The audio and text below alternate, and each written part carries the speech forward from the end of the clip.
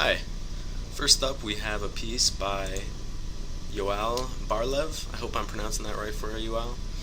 And it appears to be an awesome caricature of Steve Buscemi from Boardwalk Empire with the character of Nookie Thompson. Great show that I'm very familiar with. And first, a little bit about myself. My name is Matthew Coomer, and I'm also a professional animator. I've worked with Fox Studios, Illumination, on Warner Brothers projects, and most recently I was with Disney on Wreck-It Ralph and Frozen. I'm currently with Sony Imageworks. And alright, so first off, Yoel, great job, very appealing. I enjoy the color palette. The cell shading is very appealing. It's actually something that I employ in a lot of my personal work. I do a lot of freelance character design myself. So yeah, straight away, great job, and I just want to commend you on that. Now, what I'm going to do to start is I'm going to create a kind of what you'd call in 2D animation an onion skin.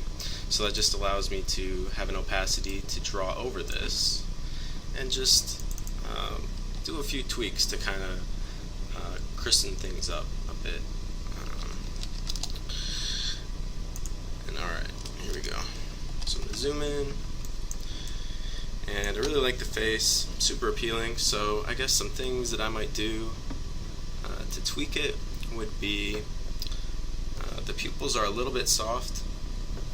So I think I'd go in and just add a little more of the pupil. Maybe squint the eye a little bit to play up, Steve Buscemi's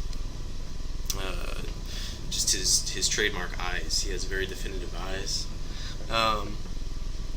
Maybe make the brow just a little bit more aggressive.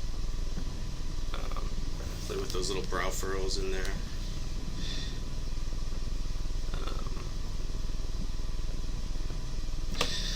I really like the shapes, the angularity of this piece. What I might do here, just very subtly, just kind of hammer out slightly simpler shapes there. Same thing with the lips down here. I would keep the hard edge here, but probably smooth that out on the bottom lip. Carrying through to the jaw, I think maybe I'll kind of follow this line here, the cheekbone, and maybe just play up the angularity, just because you have it as a constant through the piece of the jaw, so that you just have this nice shape that hammers out to a point here at the chin. That's kind of appealing, I think. In terms of the ear, the anatomy looks pretty good. I'm just kind of simplifying things.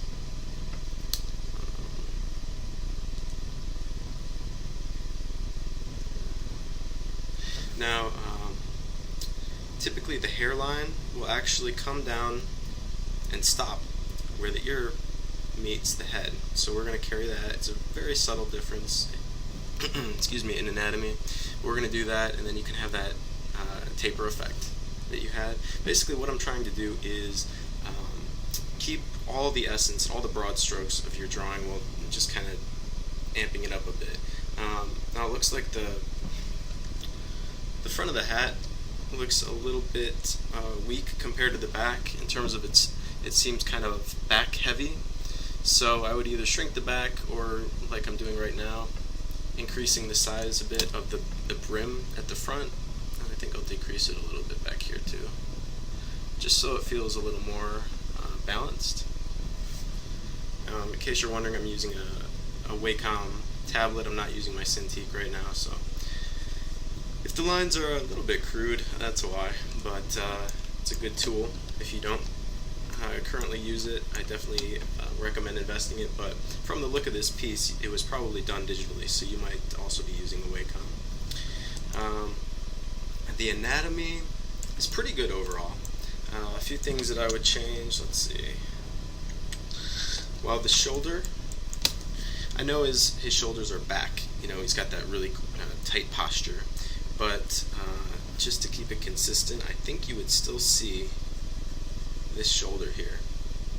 And now I'm being careful here between the chest and the arm, not to have them overlap. That's called a tangent, and you never really want anatomy to overlap perfectly because it kind of confuses the viewer. They're not sure what they're looking at. You don't want your lines to tangent, so I'm trying to be conscious of that. In terms of the hands, this hand looks pretty good, holding the cane. This one, I kind of want to see it grasp more onto the cane. It just kind of feels like an unnatural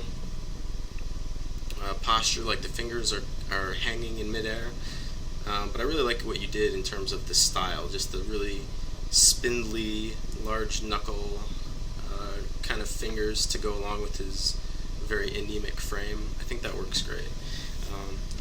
What I would do though is possibly move the arms in a bit just for a more naturalistic posture.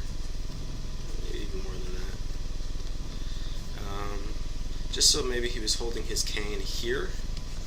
Oops. Here in front of himself. I think that might be more natural, you see? But I'm not even going to worry about that. That's kind of a posture choice that you can make. Yeah, like I said, the anatomy on this is pretty good. Maybe you could slim down his rump there, the back, and then what else? Let's see. So I guess those are really the only structural changes that I would make to this. Now in terms of the actual coloration, which I'm a big fan of, I think you did a great job there. Yeah, I'll just make a new layer. I think just being consistent throughout with your coloration, and you did a pretty good job of that, but just a few areas would be here on the arm. You know, you kind of want to carry that highlight that you have on the rest of the arm and on this forearm too, and then the same over here, and I'd carry that into the chest, and then also you want to imply these lines that are here. You don't want to make it look like he's wearing a spandex suit, so you're going to want to have it's just a small single line, and it doesn't take away anything from your design. It fits the style, but it's just a small detail that still needs to be there, even in a design that's reduced to this level of simplicity. Same goes for, say, the bow tie here.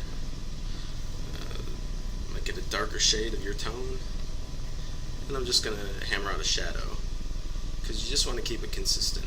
If you have three-tone shading like you have here with a mid-tone and a dark and highlight, then you at least want to have two tones on everything else, just to keep it consistent. The background,